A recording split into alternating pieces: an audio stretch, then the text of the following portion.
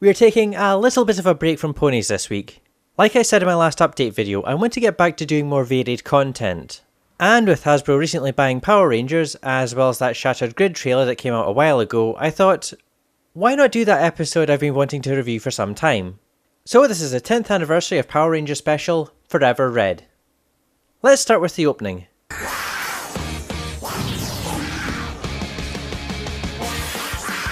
Who gave the people making the opening Red Bull? I mean, compared to the one from Mighty Morphin Power Rangers, that didn't have 5-second editing, it begins with Rita saying she'll conquer the Earth, so she's the bad guy. Then you see Zordon recruiting the Rangers, our heroes. The rest is more or less a title sequence. It gave you a better sense of what was going on, if you didn't already. The Wild Force opening, on the other hand, you'd be forgiven for thinking it was a show about stunt people and Transformers. Also, I can't help but notice that bull-looking one has a tongue. What is this, Big Bad Beetleborgs? I watched that as a kid. Fuck me, I'm old. Anyway, Andros is spying on them, but is spotted and the bad guys chase him on horses. On the moon. Andros hops on his galaxy glider and gets away from their horses. We then see a Hummer pulling up to the Wild Force Rangers, and the driver asks for coal. I'm Carter Grayson, Lightspeed Rescue. Red Ranger. He's apparently needed for an important mission, and Carter drives him to this facility with a lot of space shuttles. You guys are all Red Rangers too? Must resist urge to sing. What made the red man red? We were all assembled by a veteran ranger, our leader for this mission.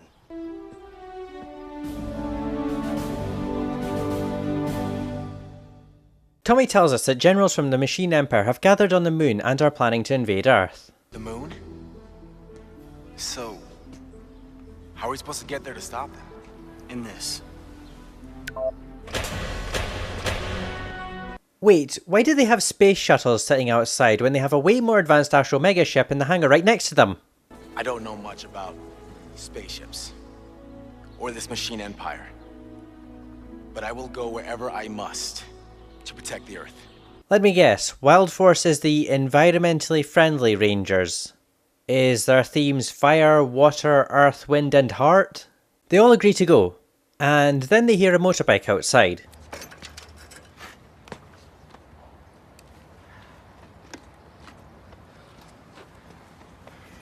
Shouldn't he be riding a Ducati? Also, I just realised, the fate of Earth rests on a teenager with attitude, a reformed villain, an alien, his second in command, a firefighter, a rich kid, and Greenpeace. Only one of them is a soldier, and he's the +1 whose suit just happens to be red. Anyone else feel slightly screwed?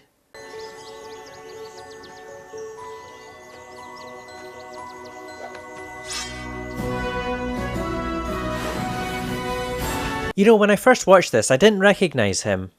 But I think Danny Slavin lost weight between the end of Lost Galaxies and the filming of this episode, which is really good for him.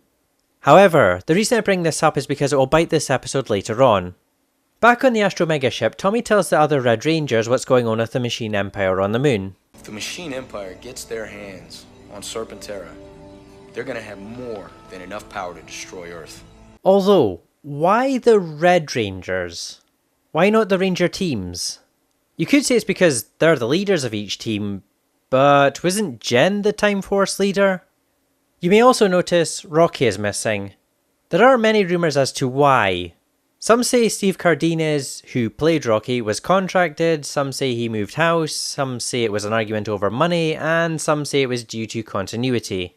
Which, yes, both Rocky and Jason were the Red Mighty Morphin Power Ranger, but Rocky was also the Red Ninja Ranger, so there was always that option if they really wanted him in it. You know, if you miss King Mondo that much, I promise we can help you join him.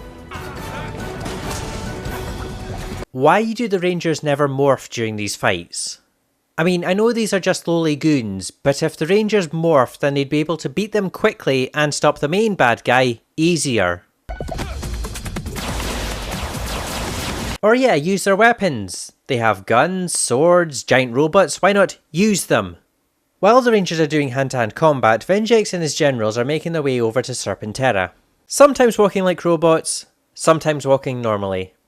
Leo and Orko arrive saving Cole from being blown up. Then the Red Rangers get serious. Did they just reuse the original morphs from each show? Yeah, look, short and spiky hair here, long and tied back here. And look, here's Leo again. And now he's put the weight he lost back on. Wait, it is more for a phone.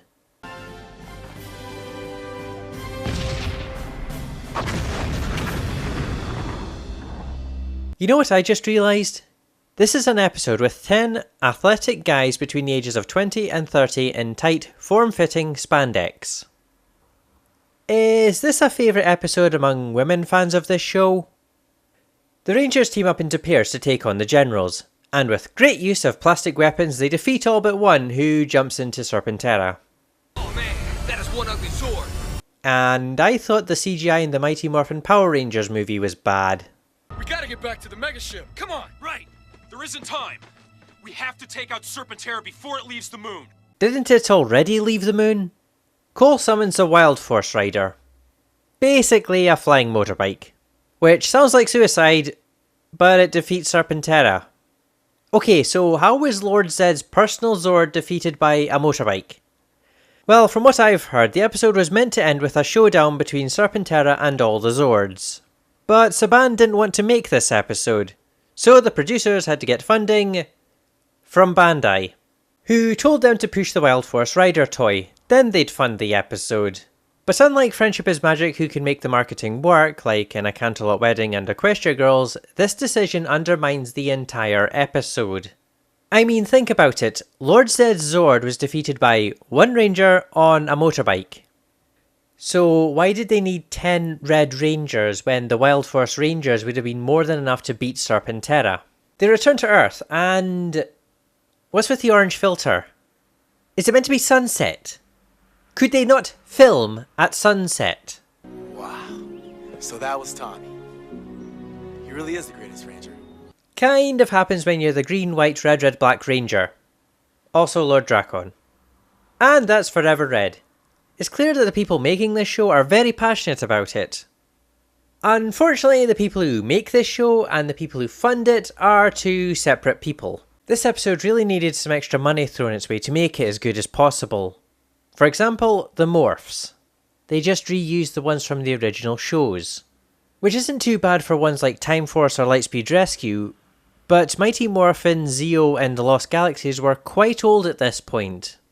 And the actors have aged. There is, of course, the Power Rangers production crew's reputation to deal with. Famously, David Jost left the show due to bullying and homophobic slurs. And originally David Slavin refused to be part of this due to a previous falling out with the production crew. He had to be added in post-production. Not to mention Steve Cardenas being missing. It's not clear why he wasn't there, but they didn't even give him a cameo, despite being the second Red Ranger. And that's the crux of this episode's problems. The idea is good, but the execution is bad. It's like that saying, don't count your chickens before they've hatched. Because I think they started making this episode before knowing their budget or who would return. If they did, the writers probably could have written around it. And of course, what also would have helped this episode was to be a two-parter to really flesh it out. As well as introduce characters that the audience may be too young to know who they are.